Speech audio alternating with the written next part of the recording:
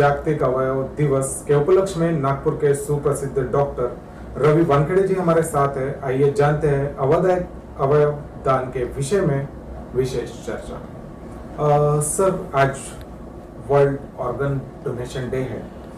कौन कौन से अवयव जो दान किए जा सकते हैं, आप हमारे दर्शकों को इसकी जानकारी। अवयव है हमारे शरीर में जो हम दान कर सकते हैं। एक है, हम अगर छाती से हम नीचे जाते हैं तो छाती में हमें हमारे हृदय होता है और लंग्स होते हैं जिसको हम लोग फुफ्फुसे बोलते हैं। और हमारे छाती के नीचे जो पेट जिसको हम बोलते हैं एब्डोमेन, उसके अंदर में 2 किडनी होती है, मूत्रपिंड जैसे यूरिन वगैरह जो पास होती है, और लिवर होता है, पैनक्रियाज होता है, और उसके अलावा इंटेस्टाइन भी होते हैं ऐसे, जो कि हम दान कर सकते हैं।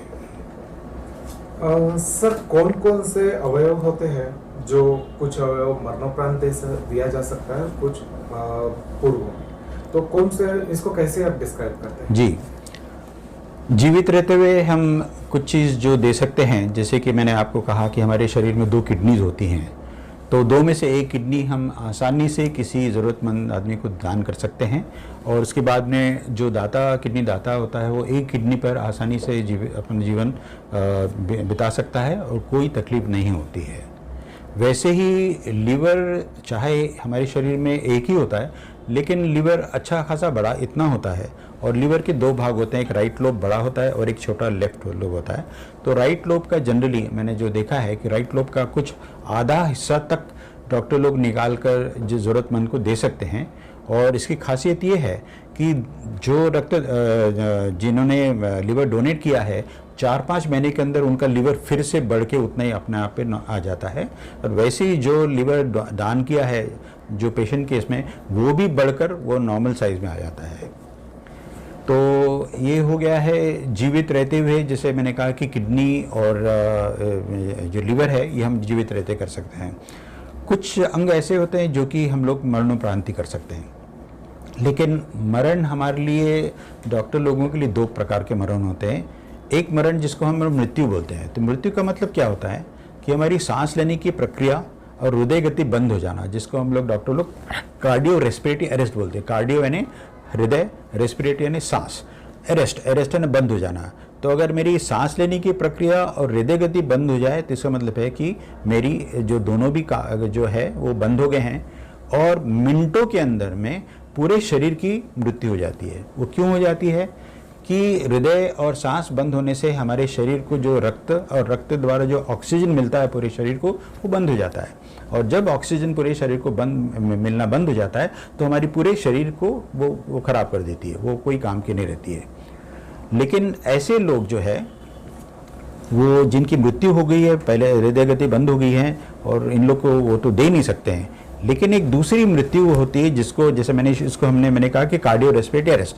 लेकिन सबसे महत्वपूर्ण आज के विषय में जो है, जिसको हम लोग ब्रेन डेथ कहते हैं, जो कि बहुत लोगों को इसके बारे में आज जानकारी शायद नहीं होगी कि ब्रेन डेथ क्या होता है। ब्रेन मस्तिष्क होता है और डेथ हो गया है। उसका कारण ये होता है कि हमारे जो ब्रेन जो है वो इतना कॉम्प्लेक्स ऑर्गन है, हर चीज़ की प्रक्रिया ब्रेन कंट्रोल करती है। जैसे हम सांस ले रहे हैं, मेरा हृदय शुरू है, मैं क्या सोच रहा हूँ, जो भी मैं बोल रहा हूँ, ये सब चीज़ ब्रेन में ही उसके सेंटर्स होते हैं। वैसे ही सांस लेने की भी और हृदय गति का भी एक सेंटर जिसको बोलते हैं, हमारे ब्रेन के पीछे जो भाग है और जो पीछे हमारी जो स्पाइनल कॉर्ड होता है, दोनों के बीच में जो एक एरिया जिसको हम लोग ब्रेन, जैसे ये ब्रेन है और ये रीढ़ की हड्डी के स्पाइनल कॉर्ड है, दोनों के बीच में जो एरिया है उसको हम ब्रेन स्टेम बोलते हैं। वो ब्रेन स्टेम के अंदर में सांस लेने की प्रक्रिया और हृदय की प्रक्रिया उस जगह होती है। जब तक वो काम कर रहा है तब तक वो आदमी सांस ले रहा है। अगर वो डैमेज हो जाए एक्सीडेंट द्वारा या ब्लीडिंग के द्वारा वगैरह, और वो डैमेज हो जाए, तो ये आदमी कभी भी फिर से सांस नहीं ले पाएगा। इसका मतलब उसकी मृत्यु हो चुकी है। लेकिन अंगदान कब होता है, आपने देखा होगा पेपर में आता है, रिपोर्ट होता है कि भाई उन्होंने ब्रेन डेथ हो गई और उन्होंने 4 लोगों की जान बचाई है और ये किया वो किया। उसके कारण क्या होता है, जो समझने वाली बात है ज़्यादा करके ये केसेस एक्सीडेंट्स के होते हैं। और आपको सुन के हैरानी भी होगी, ताजुब होगा, और ताजुब होना भी नहीं चाहिए कि सबसे ज़्यादा पूरी दुनिया में एक्सीडेंट्स हमारे भारत में होते हैं।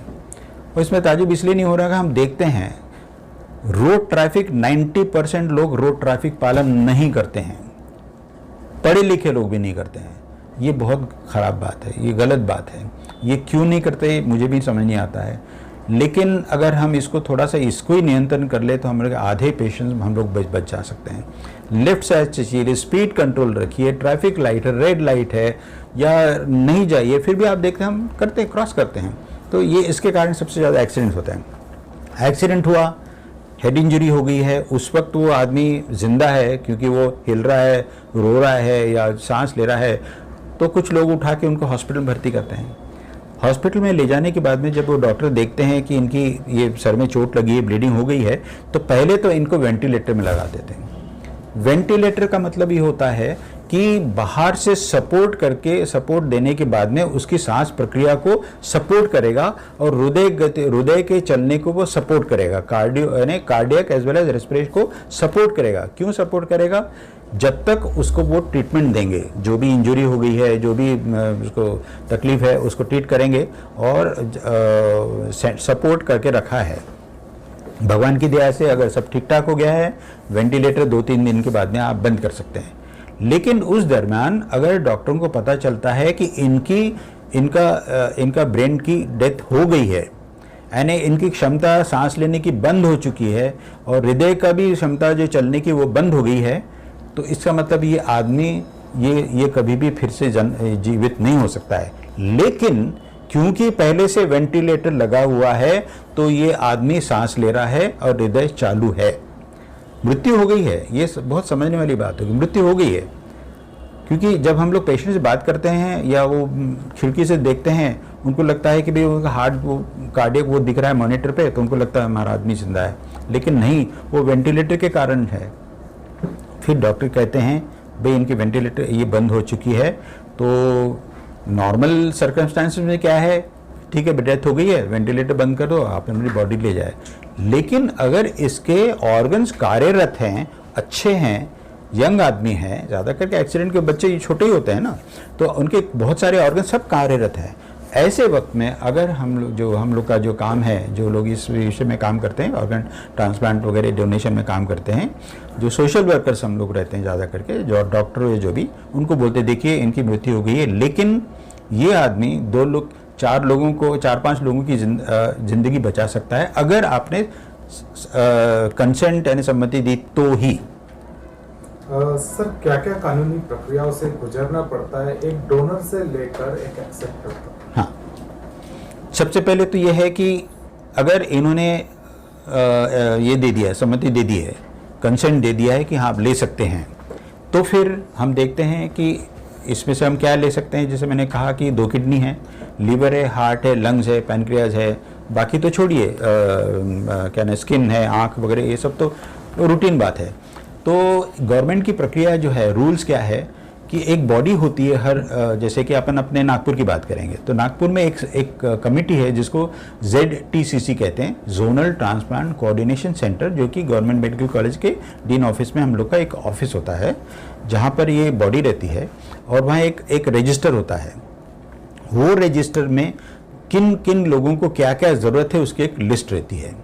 ओके, तो फिर जिनका नाम पहले से रजिस्टर किया हुआ है तो वो ब्लड ग्रुप का, क्योंकि अब जो भी ट्रांसप्लांट होता है ब्लड ग्रुप के अनुसार, जैसे ब्लड ट्रांसफ्यूजन क्या जो देते हैं तो वही ब्लड ग्रुप का ब्लड देते हैं, वैसे ऑर्गन में भी ब्लड ग्रुप का भी मैच ज़रूरी होता है। तो सपोज ओ ग्रुप का एक आदमी है जो ब्रेन डेथ है और उनको उसके पास में किडनी है, लीवर है, तो ओ ग्रुप के किसको किडनी की ज़रूरत है लिस्ट में, ओ ग्रुप किसके हृदय की ज़रूरत है उसके सबसे ऊपर नाम है, वो लिस्ट को हम लोग तैयार रखते हैं। अच्छा, वो कौन से हॉस्पिटल में वो भर्ती है या उसने जो हॉस्पिटल रजिस्टर किया है, क्योंकि जैसे नागपुर में 7-8 हॉस्पिटल में ट्रांसप्लांट होता है, तो वो क्या उनका नाम वो एक हॉस्पिटल में है, लेकिन सब लोग का नाम हम लोग के ZTCC में है।